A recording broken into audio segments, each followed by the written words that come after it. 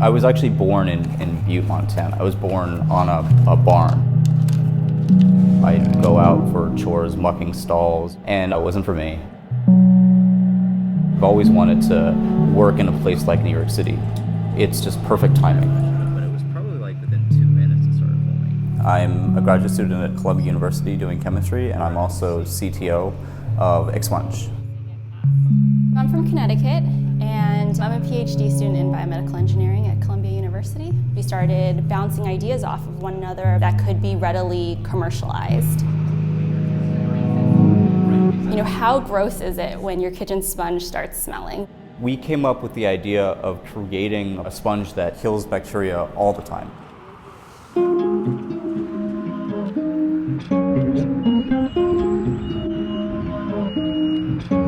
It's a wet lab space a few blocks north of Columbia University for companies that are very early in their startup stage.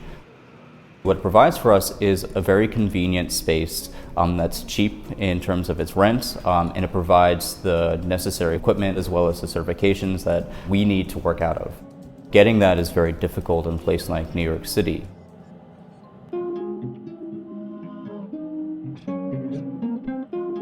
Harlem Biospace is a modest beginning if we're going to have to catch up to Boston and even the Bay Area. But I do firmly believe that New York City can be a very clear number 3 in the country in the next 2 or 3 years. Biotech is typically a high-risk, high-reward sector with probably a longer phase for the pre-revenue R&D ramp-up. But we hope that we will have a good batting percentage because we really try to support them.